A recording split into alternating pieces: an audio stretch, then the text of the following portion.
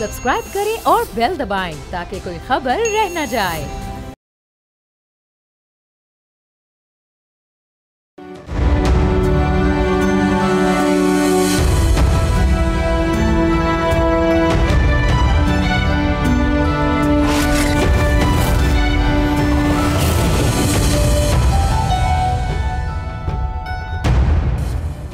गर्मी सिर्फ मौसम की नहीं, हालात की भी है। माहौलियाती तब्दीली के असरात ने दुनिया को हिला कर रख दिया है और पाकिस्तान उन ममालिक में शामिल है जो सबसे ज्यादा मुतासिर हो रहे हैं। कराची पाकिस्तान का सबसे बड़ा मसरूफ शहर, पसीने में डूबा हुआ शहर है। अब इकोनॉमिस्ट की फहरिस्त में रहने के काबिल ना होने वाले शहरों में चौथे नंबर पर आ गया है। न्यूयॉर्क टाइम्स की ताज़ा तरीन रिपोर्ट और एमनेस्टी इंटरनेशनल की सख्त वार्निंग्स वाज़े कर रही हैं कि ये सिर्फ गर्मी नहीं बल्कि एक खामोश कहर है जो हीट वेव्स, अर्बन फ्लडिंग, जहरीली हवा, लोड शेडिंग और कचरे के पहाड़ की शक्ल में कराची को निगल रहा है। ये शहर जो कभी रोशनियों का शहर कहलाता था, अब प्रेशर कुकर बनता जा रहा है। सवाल यह है कि अगर यही रफ्तार रही तो कराची का कल कैसा होगा? क्या कोई है जो इस बदतरीन अंजाम को बदलने के लिए कदम उठा रहा है? आप देख रहे हैं बोल आदिल अब्बासी के साथ। कहते हैं कि किसी भी सोसाइटी या शहर का ज़वाल हमगीर होता है। कराची का हाल भी इससे मुख्तलिफ नहीं। ऐसा कोई भी शोबा नहीं है जिसे तसल्ली बख्श करार दिया जा सके, चाहे वो शहरी सहूलियात हों, मुकामी हुकूमत के इदारे, अमन व अमान की सूरत हाल, माहौल, अवामी सेहत, तालीम या पावर सप्लाई। हर शोबे में ज़वाल नुमाया है। इकोनॉमिस्ट इंटेलिजेंस यूनिट ने दुनिया के 173 बड़े शहरों का मवाजना किया। इसके लिए 5 पैरामीटर्स का इंतखाब किया गया, जिनमें इस्तेहकाम, सेहत, सकाफत, माहौल, तालीम और इंफ्रास्ट्रक्चर शामिल हैं। इन 5 कैटेगरीज में स्कोर के लिहाज से फिर एक रैंकिंग जारी हुई, जिसमें कराची दुनिया के 173 शहरों में से 170वें नंबर पर है। कराची से बदतर हालात में दुनिया के सिर्फ 3 शहर हैं, जिनमें ढाका, ट्रिपोली और दमिश्क शामिल हैं। बज़ाहिर कराची की टूटी फूटी सड़कें, नाकाफ़ी पब्लिक ट्रांसपोर्ट, बदतरीन ट्रैफिक, फैलती हुई कच्ची आबादियाँ और तजावुज़ात आम हैं। निकासी आब और कचरे को ठिकाने लगाने के निज़ाम पुराने हो चुके, जिसकी वजह से कराची के शहरियों को सैलाब और गैर सेहतमंद हालात का सामना है। पीने के पानी की मुसलसल कमी, लोड शेडिंग और टूटी फूटी सीवरेज का निज़ाम अगरचे अक्सरियती आबादी को मुतासर कर रहा है। न्यूयॉर्क टाइम्स की रिपोर्ट के मुताबिक पानी और बिजली की मुस्तकिल कमी मुश्किलात को मज़ीद बढ़ाती है। किसी मखसूस जगह पर बिजली की चोरी या बिल अदा न करने की वजह से पूरी कम्युनिटी को सजा दी जाती है। 6 से 12 घंटे तक रोजाना बिजली की लोड शेडिंग होती है, जिसके बाइस रिहायशी अक्सर शिद्दत की धूप में सड़कों पर निकल आते हैं ताकि ऐसी महरूमियों के खिलाफ एहतजाज कर सके। जब से मौसमी पैटर्न तब्दील हुआ है, ये खतरा मजीद बढ़ गया है। गर्म मौसम अब मामूल से पहले यानी मार्च से शुरू होता है और देर तक जाता है। हीट वेव अब ज़्यादा गैर मुतवक्को और शदीद हो गई हैं। जुलाई और सितंबर में अर्बन फ्लडिंग का सिलसिला शुरू हो जाता है। मसला सिर्फ ये नहीं कि सर्दी का सीज़न कम हो गया है, बल्कि अब रात के वक्त मिलने वाला सुकून भी सिमट रहा है। दर्जा हरारत रात भर बुलंद रहता है, जिससे जिस्म को ठंडा होने का मौका नहीं मिलता और बीमारियों के खतरात में इजाफा होता है। एमनेस्टी इंटरनेशनल की 2025 की रिपोर्ट के मुताबिक जून और जुलाई में कराची का हीट इंडेक्स 45 डिग्री सेंटीग्रेड से तजावज़ कर जाता है, जबकि रात के वक्त 30 डिग्री सेंटीग्रेड से ज़्यादा होता है। साल के 3 महीनों में हीट इंडेक्स 40 डिग्री सेंटीग्रेड से ज़ायद रहता है, जो कि बढ़ते हुए अर्बन क्लाइमेट खतरे की निशानदही करता है, जहां गर्मी का दबाव मुसलसल रहता है। इस सूरत हाल में बिजली की बंदिश की वजह से वेंटिलेशन के बगैर बनी रहायशी इमारतें हीट ट्रैप बन जाती हैं। इसी पे बात करने के लिए मेरे साथ मौजूद हैं इस वक्त मेयर कराची मुर्तज़ा वहाब साहब। मुर्तज़ा साहब, thank you so much for joining us. Murtaza साहब, मुझे ये बताएं कि इकोनॉमिस्ट मैगजीन के मुताबिक कराची नंबर 4 पर रैंक कर रहा है नाकाबिले रिहाइश शहरों में। ये अब लिवेबल नहीं है शहर, उनके नज़दीक चौथे नंबर पर आ चुका है, जहाँ पर एनवायरनमेंट का इशू है, लॉ एंड ऑर्डर का इशू है, हेल्थ का इशू है, इंफ्रास्ट्रक्चर का इशू है, उसमें शॉर्टेज है, सहूलियात का फुकदान है। और फिर रिसेंटली न्यूयॉर्क टाइम्स की भी एक रिपोर्ट आई है, उस हवाले से आप क्या कहेंगे? बहुत शुक्रिया आदिल। देखिए आदिल, मैं लोगों के नुक्ता नज़र का, इदारों के नुक्ता नज़र का एहतराम करता हूँ, बट नॉट नेसेसरीली कि मैं उनसे इत्तफाक करूँ। मेरे लिए जो बेंचमार्क है वो कोई 5000 लोगों से गुफ्तगू करके अपना पॉइंट ऑफ व्यू फ्रेम करना या 500 लोगों के पूल से बात करने से मैं अपना ओपिनियन फॉर्म नहीं करता हूँ। मैं ग्राउंड रियलिटीज़ को देखता हूँ। मैं ये समझता हूँ कराची पाकिस्तान का आज भी तमाम इस प्रोपेगेंडे के बावजूद वो शहर है जहाँ पे आपको पंजाब से, बलूचिस्तान से, खैबर पख्तूनख्वा से, गिलगित बल्तिस्तान से, आज़ाद कश्मीर से लोग कराची का रुख करते हुए नज़र आते हैं, चाहे वो मुआशी एतबार से हों, चाहे वो तालीमी एतबार से हों, चाहे वो सेहत के एतबार से हों। तो अगर शहर इतना बुरा है तो आप मुझे बताइए लोग आज भी इस शहर का रुख क्यों कर रहे हैं। मैं कराची का रहने वाला हूँ, कराची के गली मोहल्लों में घूमता हूँ। आप यकीन जाने आदिल, आप कराची के अस्पताल में जाएंगे, आप अभी मेरे साथ ट्रॉमा सेंटर चले, मैं आपको दिखाऊंगा कि बलूचिस्तान से पेशेंट जो हैं वो ट्रॉमा सेंटर आए हुए हैं। आप मेरे साथ आज NICVD चले, मैं आपको दिखाऊंगा कि पंजाब से खैबर पख्तूनख्वा के पेशेंट्स वहाँ पर आए हुए हैं। आप कराची यूनिवर्सिटी चलें, मैं आपको गिलगित बल्तिस्तान के स्टूडेंट्स दिखाऊंगा, मैं आपको कश्मीर से ताल्लुक़ रखने वाले स्टूडेंट्स दिखाऊंगा। हमारा कराची का जो सबसे बड़ा लॉ कॉलेज है या हमारी Shaheed Zulfikar Ali Bhutto University of Law है, वहाँ चले, मैं आपको दिखाता हूँ कि मुख्तलिफ़ कौमियत के, मुख्तलिफ़ ज़बान बोलने वाले मज़ाहिब के लोग जो हैं वो उन कॉलेजेस में, उन यूनिवर्सिटीज़ में पढ़ रहे हैं। तो मेरा अपना मानना ये है कि एक मखसूस माइंडसेट है जो बार बार इस चीज़ को प्रोपगेट करता है कि there is something wrong with Karachi. मैं आदिल साहब जिस ज़माने में कराची में बड़ा हो रहा था, कराची शहर में पहिया जाम हड़ताल एक नॉर्मल सी चीज़ थी। कराची शहर के अंदर बोरी बंद लाशें नॉर्मल सी चीज़ थी।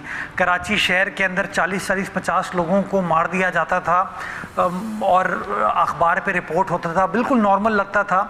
उस ज़माने में कभी आपने ये नहीं सुना होगा कि Karachi is one of the most least liveable cities in the world.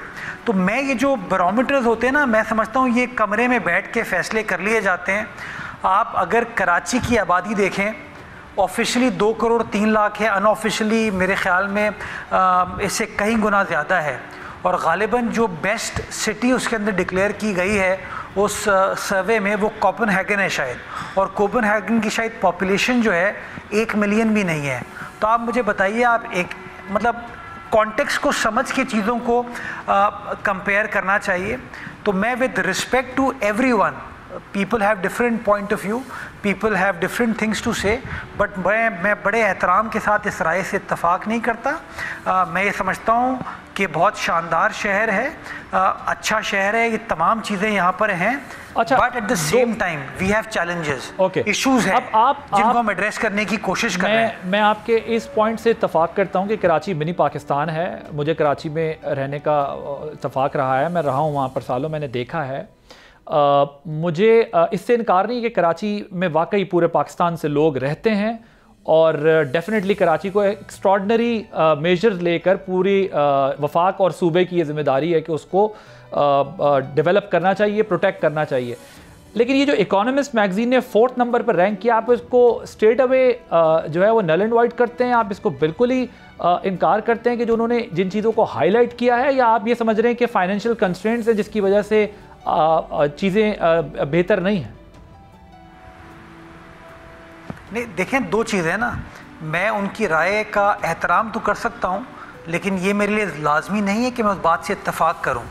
मैं कभी भी ये नहीं कहता कि निज़ाम आइडियल है, उसके अंदर बेहतरी की गुंजाइश नहीं। ऑफ कोर्स बेहतरी की गुंजाइश है, लेकिन ये जो रैंकिंग है, ये जो बैरोमीटर्स हैं, ये जो बेंचमार्क है ना, मैं इससे इत्तफाक नहीं करता। तो दूसरी चीज़ मैं आपको गुजारिश करूँ, जो ये सर्वे होते हैं ना, मतलब आप मुझे बताएं, आप किसी शहर को किसी साउथ एशियन सिटी के साथ कैसे कंपेयर कर सकते हैं? जो डायनामिक्स ढाका के हैं, जो डायनामिक्स मुंबई के हैं, जो डायनामिक्स कराची के हैं, वो तो लाहौर के भी नहीं हैं। मैं तो कहता हूँ कराची लाहौर को आप कंपेयर नहीं कर सकते हैं, और आप कराची को कंपेयर कर रहे हैं किसी यूरोपियन शहर के साथ। तो एप्पल एंड ऑरेंजेस का यार कंपैरिजन विद ग्रेटेस्ट रिस्पेक्ट नहीं हो सकता। दूसरी चीज़ आदिल जो है ना, ये जो सर्वेज होते हैं ना, इसके अंदर मुख्तलिफ ग्रेडिंग होती है, मुख्तलिफ पॉइंट्स होते हैं। ये सिर्फ म्यूनिसिपल इंफ्रास्ट्रक्चर की बात नहीं करते हैं, ये शहर की किसी एक एस्पेक्ट की बात नहीं करते हैं। मिसाल के तौर पे शहर के अंदर उस ग्रेडिंग के अंदर ये भी देखा जाता है कि जेंडर पैरिटी है नहीं है, क्या मुख्तलिफ मज़ाहिब के लोगों के लिए टॉलरेंस है नहीं है। वहाँ का एजुकेशन का निज़ाम कैसा है, वहाँ का हेल्थ का निज़ाम कैसा है। तो इन तमाम चीज़ों को आपको ओवरऑल देख के then you have to form an opinion. मेरा ये मानना है ये जो सर्वेज़ होते हैं ना, ये एक कैडेस्ट्रल फॉर्म में होते हैं, एक मुख्तलिफ मखसूस लोग हैं जिनके पास ये जाते हैं और अपनी राय ले लेते हैं। मैं ये कहता हूँ कि आप जो कराची से अपना मुआश कमा रहा है, जो कराची से बेनिफिट कर रहा है, उससे आप पूछेंगे तो वो कभी भी आपको ये नहीं कहेगा कि यार मेरा कराची जो है वो ख़राब है उसके मुकाबले में जिस शहर से मैं उठ के आया हूँ। तो मैं एहतराम ज़रूर करता हूँ, लेकिन मैं इत्तफाक नहीं करता इस बात से। ओके अच्छा, इसमें कोई शक नहीं है कि माहौलियाती तब्दीलियों से जो है वो कराची को बड़े डेंजर्स हैं कराची के लिए, there is no doubt about it. अब जैसे हीट वेव्स हैं, अर्बन फ्लडिंग का मसला है, समंदरी कटाव शामिल है, एवरेज टेम्परेचर बढ़ गया है। कहते हैं कि रात का टेम्परेचर जो है वो ख़ास तौर पे स्पेसिफिकली पर्टिकुलरली बढ़ चुका है। इस हवाले से क्या एडॉप्टेशन या मिटिगेशन के इक़दाम उठाए जा रहे हैं? बिकॉज ये बात ठीक है कि सर्वे में बहुत सारे एलिमेंट देखे जाते हैं, लेकिन ये बात ठीक है कि वो सारे एलिमेंट्स मिलाकर ही सिटी लिवेबल बनती है। सो सिर्फ वो एलिमेंट नहीं है कि जिनको 4-5 पॉइंट से जिनको समझ के वो किया जाए। सो ये सीरियस चैलेंजेस तो हमारे सामने मौजूद है ना कराची जैसे बड़े शहर के। नेचुरली आदिल, अगर 2 करोड़ की गिनती है और 3 करोड़ लोग वहाँ पर रहते हैं तो चैलेंजेस तो होंगे। आप मुझे बताइए ना, दुनिया का कोई एक शहर मुझे बता दीजिए आप जिसके आप गिनती आज तक एक्यूरेटली काउंट नहीं कर पाए। ये ठीक बात है। क्या आप लाहौर के बारे में ये कह सकते हैं? तो इन चीजों को अगर आप पॉपुलेशन को एड्रेस नहीं करेंगे, अगर वही फिगर आपके पास ठीक नहीं है तो आप इशू को एड्रेस नहीं कर सकते। इशू को एड्रेस नहीं करेंगे तो आप इन्वेस्ट कैसे करेंगे उस सिटी के ऊपर? That I agree with you कि ये कराची को ठीक गिना ही नहीं जाता कराची के नंबर को। आपने जी आपने कहा कि जी वफाक को भी और सूबे को मिलकर काम करने की ज़रूरत है। आप PSDP उठा के देखें, वफाकी हुकूमत कराची शहर के लिए कंट्रीब्यूट क्या कर रही है। मुझे अपने शहर के लिए कभी कभार बड़ी तकलीफ ही होती है कि ये शहर इस मुल्क को तो चलाता है, it is the gateway to Pakistan, but हम इतनी तेज़ी करते हैं शहर को ख़राब दिखाने के लिए। मैं आपको छोटी सी एग्जांपल दूं, मैं स्मॉग के वाक़यात कराची में नहीं है, वो पंजाब में है, लेकिन आप कहते हैं सिंध के शहर जो है ना वो लिवेबल नहीं है। आप सांस नहीं ले सकते। मेरे जो दोस्त यार लाहौर में रहते हैं या वहाँ GT रोड के अतराफ़ में रहते हैं, वो बताते हैं कि उस ज़माने में सांस नहीं लिया जा सकता। आप स्कूल्स को, कॉलेजेस को बंद कर देते हैं, लेकिन आप कहते हैं कि वो लिवेबल है और कराची जो है ना ये लिवेबल नहीं है। तो मैं इन वजूहात की वजह से इन चीज़ों से इत्तफाक नहीं करता और मैं ये समझता हूँ इसीलिए चीज़ों को समझ के फिर हमें इन असेसमेंट की तरफ जाना चाहिए।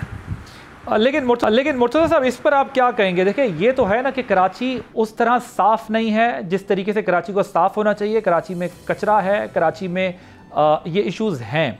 कराची में लॉ एंड ऑर्डर का इशू अभी भी एग्जिस्ट करता है। ये बात ठीक है कि एक ज़माने में जो आप जिस तरफ आप हवाला कर रहे हैं कि टारगेट किलिंग्स होती थी, वहाँ पर बोरीबंद लाशें मिलती थी, लेकिन शहर, मुल्क, इलाके आगे बढ़ते हैं। जब once you get over it तो आप अगली प्लानिंग करते हैं। आप पास्ट को हमेशा याद नहीं करते कि एक ज़माने में यहाँ पर वॉरलॉर्ड्स हुआ करते थे, फिर आपने उसको डेवलप करना होता है। अब जब चूँकि आप उस चीज़ से निकल गए तो स्ट्रीट क्राइम कराची का बहुत बड़ा मसला है, कराची का सेवरेज का बहुत बड़ा मसला है, कराची के ये जो इश्यूज़ हैं, सो इनको एड्रेस करने के लिए एक आपकी गवर्नमेंट पर भी ये सवाल उठता है कि आपकी गवर्नमेंट का प्रोविंशियल ऑटोनॉमी आने के बाद तो आप इस शहर के ऊपर जो है वो पैसा अच्छा खासा लगा सकते हैं, लेकिन ख़ुद उस शहर की दीगर जमातें भी आप पे इल्ज़ाम लगाती हैं कि आपकी पार्टी उस तरह शहर पे पैसा नहीं लगाती जितना 18वीं तरमीम के बाद सूबों को इख्तियार मिला और उनके पास पैसे और उनको लगाना चाहिए। अच्छा देखिए, मैं आदिल आपकी इस बात से इत्तफाक करता हूँ कि जो ज़िम्मेदार कौमें होती हैं ना वो माजी से सबक हासिल करके आगे बढ़ती हैं। आई 100% अग्री विद दिस, हमें माजी में फंसना नहीं चाहिए, लेकिन माजी आपको वो कॉन्टेक्स्ट समझाता है कि हाँ इस चीज़ को समझ के आप आगे बढ़ सकते हैं। तो मैं इसलिए इन तमाम चीज़ों का हवाला देता हूँ। आपने कहा कि जी जो शहर के अंदर फ़ला मसाइल है, मैं इस बात से भी इत्तफाक करता हूँ। मैं कभी ये बात नहीं कहता कि कराची के अंदर कोई मसला परेशानी है। Yes there are challenges, but मैं ये कहता हूँ उन चैलेंजेस को एड्रेस करने की कोशिश की जा रही है, काम किया जा रहा है। जो आपने कहा कि हमारी मुख्तलिफ़ सियासी जमातें कराची में जो मौजूद हैं वो हमारी सियासी जमात के ऊपर इल्ज़ाम लगाती हैं। Adil, what do you expect from them? वो हमारी मुखालिफ हैं, वो हमारी इत्तेहादी नहीं है, वो हमारे ख़िलाफ़ बात करेंगे। जिस दिन उन्होंने ये कहना शुरू कर दिया कि जी पाकिस्तान पीपल्स पार्टी कराची के अंदर सब कुछ कर रही है, तो फिर तो मैं समझता हूँ उनकी जो सियासत के चूल्हे हैं वो बंद हो जाएंगे। मेरा ये मानना है कि जिस दिन आप चाहें, मैं फैक्ट्स एंड फिगर्स के ऊपर आपके साथ बात करता हूँ। मैं बताता हूँ आपको कि कराची के अंदर इंफ्रास्ट्रक्चर की डेवलपमेंट के लिए कितना ख़र्चा किया जा रहा है। मैं आपको बताता हूँ कि कराची के अंदर तालीम के लिए कितना ख़र्चा किया जा रहा है, कराची में सेहत के लिए कितना ख़र्चा किया जा रहा है, कराची के अंदर आपने सेवरेज की बात की, सेवरेज ट्रीटमेंट, पानी की रिसाइकलिंग है, इसके ऊपर क्या काम किया जा रहा है। इन तमाम चीज़ों का वे फॉरवर्ड है जिसके ऊपर इस वक्त की मौजूदा हुकूमत और मौजूदा इंतज़ामिया जो है वो काम कर रही है। मैं सिंध गवर्नमेंट का शुक्रगुजार हूँ कि मेरी सियासी जमात की हुकूमत जो है, मेरे वज़ीर आला जो हैं वो उस मंशूर की अमल दरामद के लिए मेरी मदद करते हैं। लेकिन आदिल, मुझे बताइए कि क्या 18th अमेंडमेंट के बाद वफाक का कोई हक कराची शहर के ऊपर नहीं है? कोई फर्ज नहीं है? मैं आपसे एग्री करता हूं। क्या वफाक का सिर्फ हक है? मैंने आपके गुफ्तगू के आगाज में भी ये कहा कि फेडरल की, मैं सॉरी फॉर इंटरप्शन, लेकिन ये मैं, क्योंकि देखिए ये आर्गूमेंट बिल्ड कर रहे हैं ना अभी हम दोनों, मैं ये कह रहा हूँ, मैं आपसे इत्तफाक पहले सवाल पे कर बढ़ा कि कराची, अगर ठीक है सूबे बहुत एम्पावर्ड हो गए, उनके पास प्रोविंशियल ऑटोनॉमी है, उनके पैसे बहुत ज़्यादा हैं सूबों के पास, वफाक के पास उतने वसाइल अब नहीं रहे, वफाक अब उतना इख्तियार उसका नहीं रहा। मगर कराची चूँकि मिनी पाकिस्तान है, कराची में पूरे पाकिस्तान से लोग बसते हैं, तो वफाक को इस पॉइंट ऑफ व्यू को भी जहन में रखकर कराची को स्पेशल प्रायोरिटी ज़रूर देनी चाहिए। That I agree with you, you can continue this, go ahead. मैं इसको एक्सप्लेन करूँ ना अपने पॉइंट ऑफ व्यू को। देखिए, कराची के अंदर 2 पोर्ट्स हैं। आपने दुनिया को ट्रैवल किया हुआ है, आप शंघाई चले जाइए, आप न्यूयॉर्क चले जाइए, those ports contribute to the city's development. हमारा जो ये दोनों पोर्ट्स हैं, उनकी contribution to the development of the city of Karachi at this point of time वो नॉन एग्जिस्टिंग है। उनके मसाइल भी वो हल करने के लिए हमारे पास आ रहे होते हैं। दूसरी, मैं आपको गुजारिश करूं कि बार बार ये 18th अमेंडमेंट की जो बात की जाती है, एक एक्सपोर्ट डेवलपमेंट फ़ंड है जिसके अंदर तमाम पाकिस्तान के एक्सपोर्टर से हर साल वफाकी हुकूमत इतना टैक्स चार्ज करती है कि उस फ़ंड के अंदर शामिल किया जाएगा। उस फ़ंड के ज़रिए एक्सपोर्ट को प्रमोट करने के लिए शहर पाकिस्तान भर के अंदर इन्वेस्टमेंट की जाएगी। गालिबन कराची शहर पाकिस्तान का 55% एक्सपोर्ट कंट्रीब्यूट करता है। उस एक्सपोर्ट डेवलपमेंट फ़ंड के प्रोसीड्स जाके चेक कीजिए कि आखिरी बार उस फंड्स के पैसे कराची शहर में कब लगे थे। प्रॉब्लम हमारा ये है कि हर शख्स जो है फिंगर पॉइंटिंग में तो लगा हुआ है कि जी ये काम इसको करना है, ये काम इसको करना है, ये काम इसको करना है, लेकिन जो उनकी जिम्मेदारी है वो जिम्मेदारी वो लोग सरअंजाम नहीं दे रहे। और जब मैं इस तरह की बात करता हूँ तो लोगों को वो बात नागवार गुजरती है। मैं बड़ा ओपनली कहना चाहूँगा कि लाहौर के अंदर ऑरेंज मेट्रो बन रही थी, पंजाब गवर्नमेंट बना रही थी, उस ज़माने में वफाकी हुकूमत ने with in a period of few weeks sovereign guarantee issue की। जब कराची सर्कुलर रेलवे की बात आई तो ये एटीट्यूड वफाकी हुकूमत का नहीं था। अभी K4 की आप बात कर लीजिए, आप खुद कहते हैं कराची पाकिस्तान का वाहिद कॉस्मोपॉलिटन शहर है। हमारी K4 के लिए वफाक का अपना इदारा है वापडा, उसने 40 अरब रुपए मांगे बजट के अंदर। क्या आपको बजट के अंदर उन्होंने 40 अरब रुपए एलोकेट कर दिए? गालिबन उसका 10% भी वो एलोकेट नहीं कर पाए। तो मेरा अपना मानना यह है कि हमें उन रेट्रिक से बाहर निकलना होगा। ये जो कराची के हुकूक हैं, जो मैं समझता हूँ प्रोविंशियल गवर्नमेंट को भी देने की ज़रूरत है, वफाकी हुकूमत को देने की भी ज़रूरत है, और कराची की ज़िलाई हुकूमत को भी देने की ज़रूरत है। वो तमाम की तमाम चीज़ें होने की ज़रूरत है। मेरा ये मानना है, मैं अपनी सूबाई हुकूमत के साथ तो इंगेज कर लेता हूँ, उनके पास चले जाता हूँ, उनकी मदद मांग लेता हूँ, लेकिन वो सपोर्ट जो वफाकी हुकूमत से मिलनी चाहिए और जो इस शहर का राइट है, वो सपोर्ट हमें वफाकी हुकूमत से बदकिस्मती के साथ आदिल साहब नहीं मिलती। और मेरा मानना है कि शहर का ये राइट है, वो शहर को मिलना चाहिए। और जिस दिन प्राइम मिनिस्टर साहब उसी फराख दिली के साथ कराची शहर को देखेंगे जिस तरह वो लाहौर को देखते हैं, गुजरावाला को देखते हैं, पिंडी को देखते हैं, सियालकोट को देखते हैं, मैं समझता हूँ कराची के मामलात बेहतर होंगे। ओके, यहाँ पे एक ब्रेक लेंगे, ब्रेक के बाद जब वापस आएंगे तो डिस्कशन मजीद होगी। कराची पे बात हो रही है, मेयर कराची मुर्तज़ा वहाब साहब मेरे साथ मौजूद हैं, उनसे बात करेंगे कुछ और अहम इशूज़ पे कराची के आफ्टर दिस शॉर्ट ब्रेक।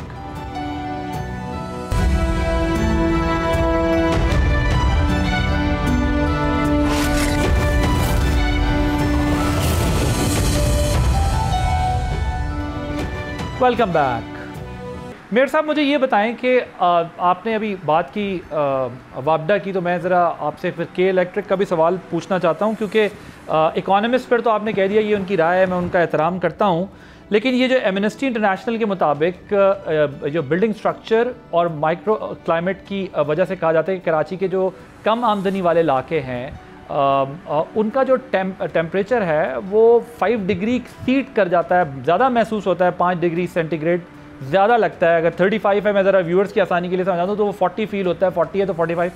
इस दौरान फिर बिजली की लोड शेडिंग होती है और जो बिल्डिंग्स हैं वहाँ पर क्योंकि वो क्लाइमेट को या एनवायरनमेंट को देखकर सारी तो नहीं बनी हुई, क्योंकि बहुत बड़ा शहर है, सो वो हीट ट्रैप में कहते हैं कि कन्वर्ट हो जाता है। सो इस हवाले से के इलेक्ट्रिक के आप परफॉर्मेंस को कैसे देखते हैं? What is your take on? देखिए, इसमें दो चीज़ें हैं आदिल, मैं बड़ा ऑब्जेक्टिवली इसके ऊपर बात करूँगा। मैं ये समझता हूँ के इलेक्ट्रिक का काम है वो बिजली प्रोवाइड करना, और हम शहरियों का काम है उस बिजली के बिल को पे करना। प्रॉब्लम ये है कि गलत वफाकी हुकूमत की पॉलिसी की वजह से माजी में इतनी महंगी बिजली हो गई है कि एक आम आदमी उसको पे कर ही नहीं पा रहा, जिसकी वजह से आपको इस वक्त पाकिस्तान में ये सर्कुलर डेट का ट्रैप नज़र आता है। वो पॉलिसीज़ आपको देखने की ज़रूरत है, वो किसकी हुकूमतें बनी थी, उस ज़माने में प्राइम मिनिस्टर कौन था, उस ज़माने के अंदर आपके वज़ीर पावर और बिजली कौन थे। मेरा अपना मानना ये है, काश 2014, 15, 16 में जब हम कहते रहते थे कि थर कोल को फोकस कर लें, ये जो रिन्यूएबल एनर्जी का कॉरिडोर है, विंड कॉरिडोर का सूबाई सिंध के अंदर, इसको फोकस कर लें। उस ज़माने में वफाकी हुकूमत ने तरजीह दी कि नहीं, हम इम्पोर्टेड कोल के ऊपर बिजली पैदा करेंगे, यानी कि आपके पास लोकल कोयला मौजूद था, आपने इम्पोर्ट करना शुरू किया। नतीजा ये है कि आज आपको महंगी बिजली ख़रीदना पड़ रही है, और वो महंगी बिजली इतनी महंगी है कि एक आम आदमी इस वक्त अफोर्ड नहीं कर सकता। और इसीलिए बिलावल साहब हो या पीपल्स पार्टी की मेन लीडरशिप, वो बार बार कहती है कि जो ऑल्टरनेट एनर्जी है, सोलर पैनल्स वगैरह, इसके ऊपर टैक्सेस के ऊपर रिबेट मिलना चाहिए ताकि सस्ते दामों पे ये मिल सके, ताकि एक आम आदमी को रिलीफ मिल सके। बुनियादी इशू ये है। बाकी के इलेक्ट्रिक को अपनी परफॉर्मेंस को 100% बेहतर बनाने की ज़रूरत है, लेकिन अनफॉर्चुनेटली जब उनसे बात की जाती है तो वो ये कहते हैं कि जी हमें बिजली की जो पेमेंट है, अदायगी, वो नहीं मिल रही। जब हम पब्लिक से बात करते हैं तो पब्लिक कहती है बिजली इतनी महंगी हो चुकी है। तो मैं ये समझता हूँ कि इतना आसान इस मसले का मुझे अनफॉर्चुनेटली हल, लेकिन मेयर साहब मुझे आप ये बताएं, मेयर साहब मुझे ये बताएं कि आप समझते हैं कि ये जो पॉलिसी है कि अगर कहीं पर कुछ % लोग बिल पे नहीं करते, उसके लिए एक बड़े नंबर को पनिश किया जाए? Do you agree with this argument? गलत है, ये गलत पॉलिसी है। मैं पॉलिसी से कतई तौर पर इत्तेफाक नहीं करता। 100% मेरी जब के इलेक्ट्रिक के साथ एंगेजमेंट होती है, मैं उनको कहता हूँ कि ये पॉलिसी दुरुस्त नहीं।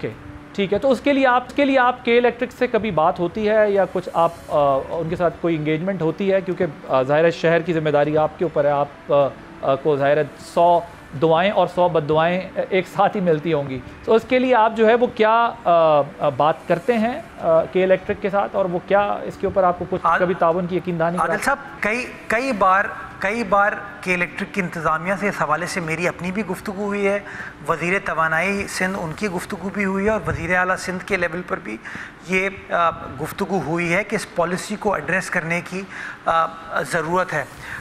मैं ये समझता हूँ और इसके लिए मैं बार बार ये गुजारिश भी करता हूँ और वफाकी हुकूमत को कहता हूँ कि के इलेक्ट्रिक के बोर्ड के ऊपर जो नुमाइंदगी है वो ना कराची की मेयर की है, ना सिंध हुकूमत की है, वफाकी हुकूमत की इसके अंदर नुमाइंदगी में गालिबन 3 डायरेक्टर्स को वो नॉमिनेट करते हैं।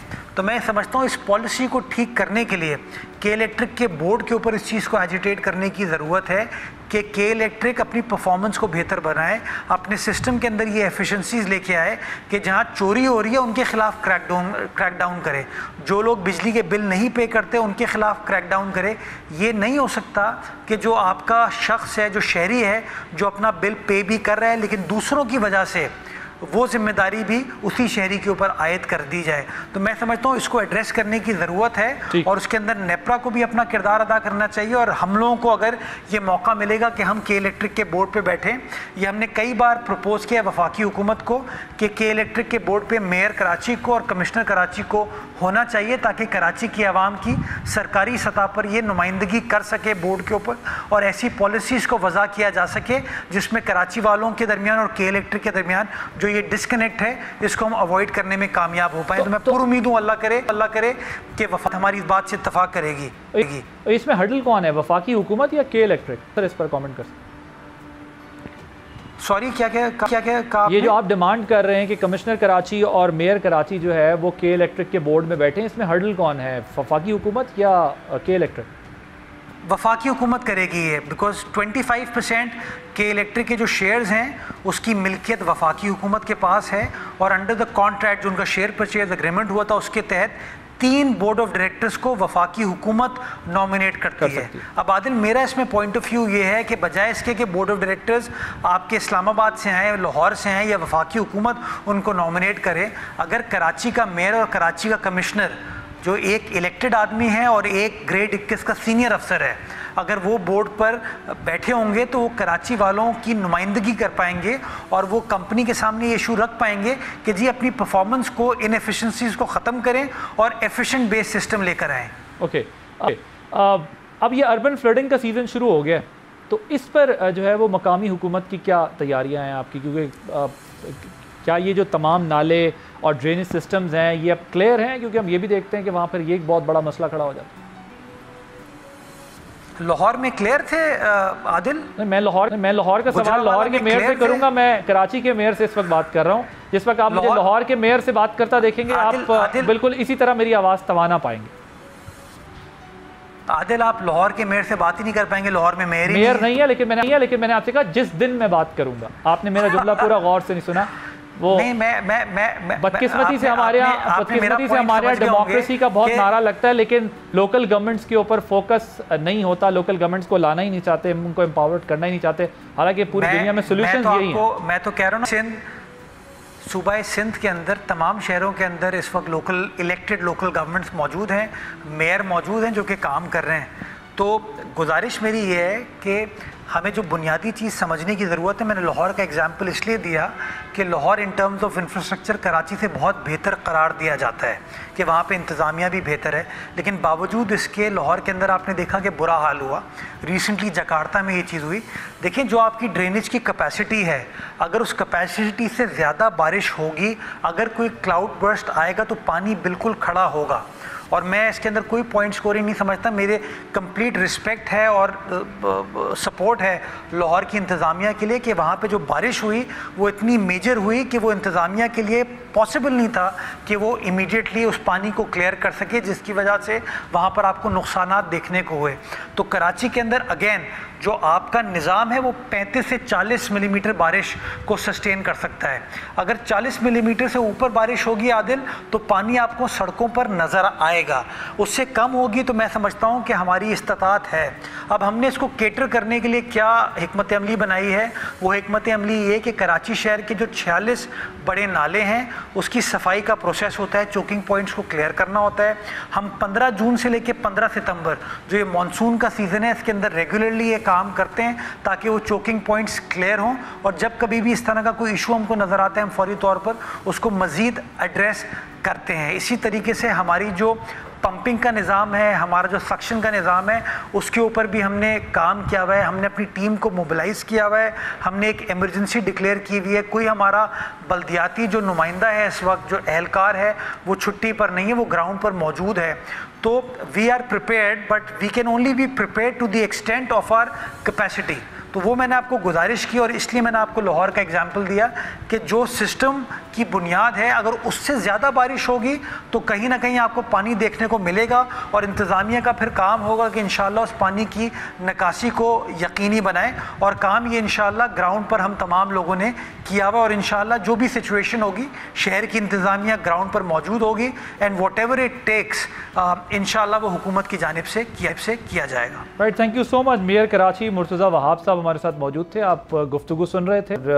कराची से मुताल्लिक जो सवालात जहन में उठते हैं और जो मसाइल हैं कराची के, उससे मुताल्लिक हमने वो तमाम मामलात उनके सामने रखे कि क्यों कर कराची जो है, जो इतना बड़ा शहर है, जो मुल्क की पूरी आबादी जितनी है उससे हर सूबे से लोग वहाँ पर रहते हैं, काम करते हैं, उसके ऊपर ख़ास तवज्जो नहीं दी जाती। ये तो ज़ाहिर है सूबाई हुकूमत की ज़िम्मेदारी है, ज़िलाई हुकूमत की ज़िम्मेदारी है और वफाक की भी ज़िम्मेदारी है, क्योंकि कराची पोर्ट सिटी भी है, कॉस्मोपॉलिटन सिटी है और कराची के अंदर पूरे पाकिस्तान से लोग बसते हैं, तो इसको भी देखने की ज़रूरत है। एक ब्रेक लेंगे, ब्रेक के बाद जब वापस आएंगे तो हम कुछ बात करेंगे सियासी माहौल की। PTI की पॉलिसीज़, एहतजाज दोबारा खटाई में पड़ता दिखाई दे रहा है। Will discuss it after this short break.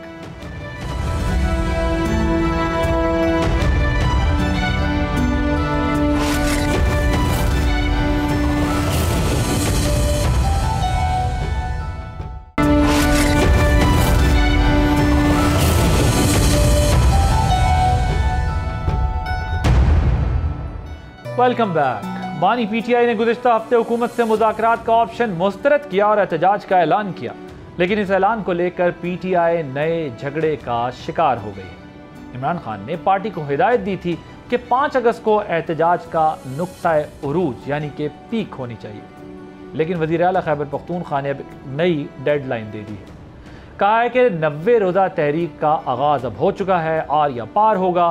मज़ीद ये भी कहा कि इमरान खान मुज़ाकरात के लिए तैयार है और बात फैसला साजों से होगी। उसके बाद वज़ीर आला अली अमीन ने यहाँ तक कह दिया कि अगर फैसला साज अपने तौर पर किसी को बिठा लें तो हमें एतराज़ नहीं होगा। इमरान खान साहब ने बड़ा क्लियरली बताया हुआ है कि फैसला साजों के साथ ही मुज़ाकरात करूँगा ना, जिसके पास इख्तियार ही नहीं है उसके मैं क्या बात करूँगा। तो फैसला साजों के साथ मैं बात करूँगा, फैसला साज में साथ और लोगों को बिठाता है तो बिठा ले, मुझे तो कोई एतराज़ नहीं है, लेकिन मैं फैसला साज को इसलिए बिठाऊंगा कि मैं उस बंदे से बात करके मज़ीद टाइम ज़ाया नहीं कर सकता जिसके पास इख्तियार ही ना हो। इख्तियार के साथ ही बात होगी।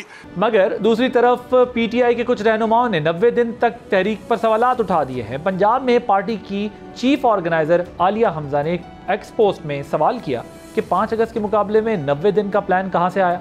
फिर पार्टी से पूछा गया कि अगर आप में से किसी की नज़र से कोई गुजरा हो तो मेरी भी रहनुमाई कर दें।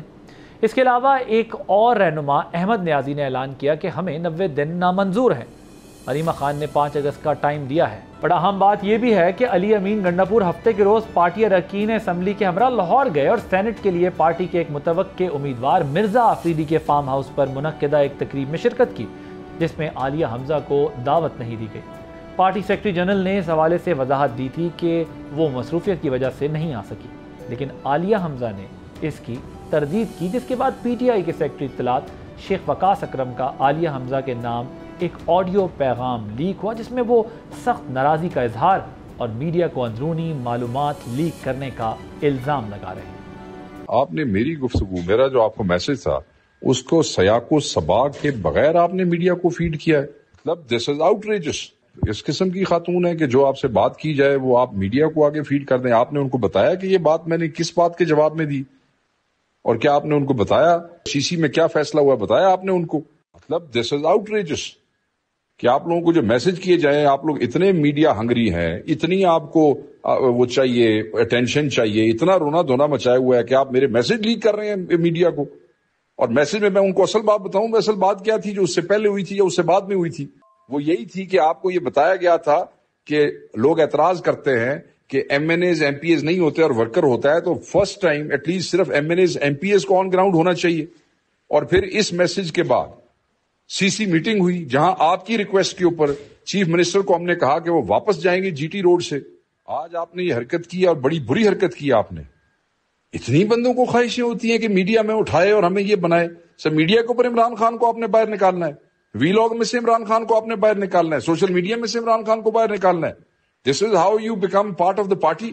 मुझे कोई फर्क नहीं पड़ता किसी मैसेज के लीक होने से, but I am compelled now कि इसके सयाको सबाक अब सबको बताए जाएंगे कि क्या हुआ, किसने क्या किया। अब देखना यह है कि PTI की एहतजाजी तहरीक का मुस्तकबिल क्या है। That's all we have for tonight. कल इंशाल्लाह एक नए टॉपिक के साथ हाजिर होंगे। आदिल अब्बासी को इजाजत दीजिए। अल्लाह हाफ़िज़।